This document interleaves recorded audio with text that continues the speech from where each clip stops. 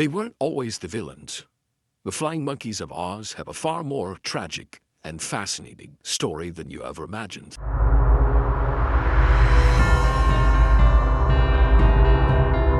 The land of Oz, a place of wonder, magic, and unexpected creatures. Among them, the flying monkeys remain the most enigmatic and misunderstood beings in fantasy literature. Their image is burned into the minds of audiences worldwide, winged, screeching, and bound to the will of a powerful sorceress. But are they mere villains? Or is there a deeper, untold story hiding behind their beady eyes and leathery wings? To understand the flying monkeys, you must go back to their origins, both in the books that first imagined them and the cultural adaptations that have shaped them over the decades. In L. Frank Baum's original 1900 novel, The Wonderful Wizard of Oz, the flying monkeys were not evil by nature. They were free spirits, creatures of the air, joyful and untamed, until they were bound by the magic of the golden cap. The flying monkeys, unlike many Oz inhabitants, were not tied to any kingdom or ruler. They lived in the dense forests and towering mountains of the land, particularly favoring high peaks, where they could glide effortlessly in the warm currents. These creatures were more than just beasts.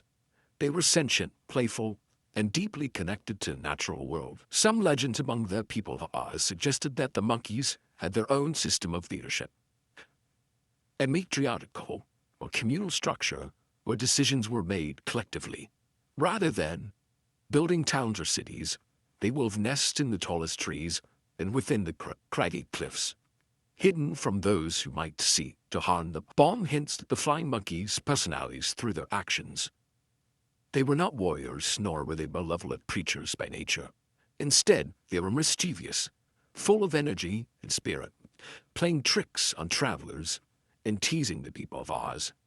Their intelligence and dexterity allowed them to interact with the land in unique ways, swooping down to steal fruit from markets, tying vines in complex knots, or even playing games in the sky. One day this all changed.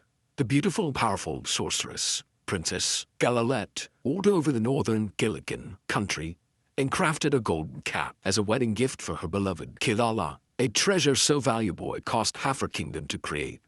However, on their wedding day, a band of mischievous winged monkeys played a prank on Kilala, dropping him into the river and soaking him complete. Enraged, Galilette used her former magic to punish the monkeys, binding them to eternal servitude under the golden cap, which Kilala, as its first owner, used to banish them from their land forever. From that day forward, the flying monkeys were no longer their own. With every new owner of the golden cap, they were forced to obey. Their days of soaring freely, playing pranks, and exploring the lands of Oz were over. Many centuries later, the cap fell in the hands of the Wicked Witch of the West, who wielded his power to conquer the Winkie country and enslave its people. But the memory of their past was never erased. Even under the Wicked Witch's rule, there were moments, fleeting, hidden, where a glimmer of their former selves would surface, a longing glance toward the mountains, a restless flutter of their wings, a shared whisper of the days when they answered to no one but the sky. Through no fault of their own, they became instruments of oppression. They were no longer free, mere pawns in the grand battle for control of Oz. The Wizard of Oz was adapted for film in 1939. The flying monkeys took on a more terrifying role. No longer creatures with a tragic backstory, they became dark-winged minions, embodying fear and servitude. Taunton was the golden cap's explanation. In place, the monkeys became the unquestioning army of the Wicked Witch, carrying out her every command with eerie obedience.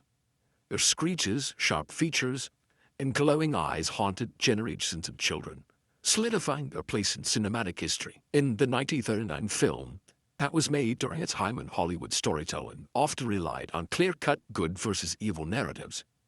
The Wicked Witch needed terrifying minions, and the monkeys, with their strange blend of human and animalistic traits, were the perfect choice.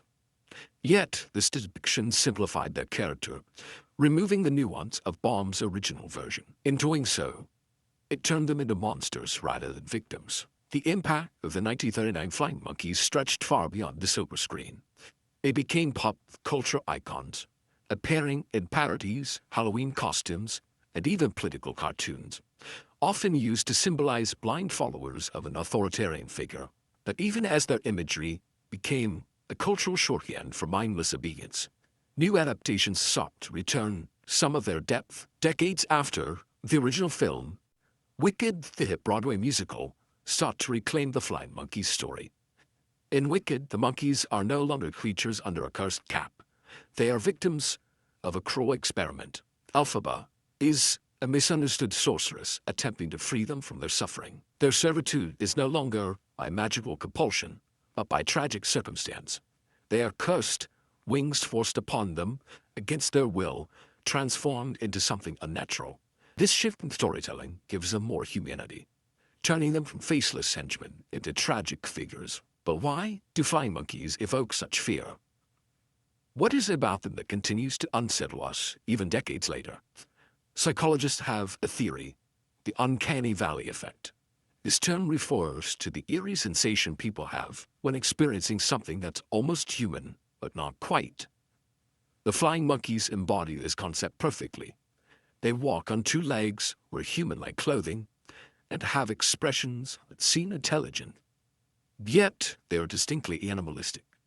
This blend of familiarity and strangeness creates discomfort, making them unforgettable figures in fantasy horror. From their literary roots to their horror film reinvention, from tragic reimaginings to cultural symbols, the Flying Monkeys of Oz have evolved far beyond mere side characters.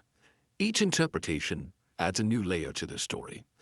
They are villains, victims, symbols of power and control, and even metaphors for personal transformation. And as new adaptations continue to emerge, one thing's certain, their fight's far from over.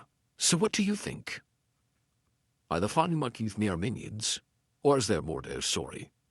If you haven't seen the stage musical or read the books, how do you think the monkeys will be involved in Wicked Part 2? Let us know in the comments. And don't forget to subscribe for more deep dives into the world of fantasy storytelling.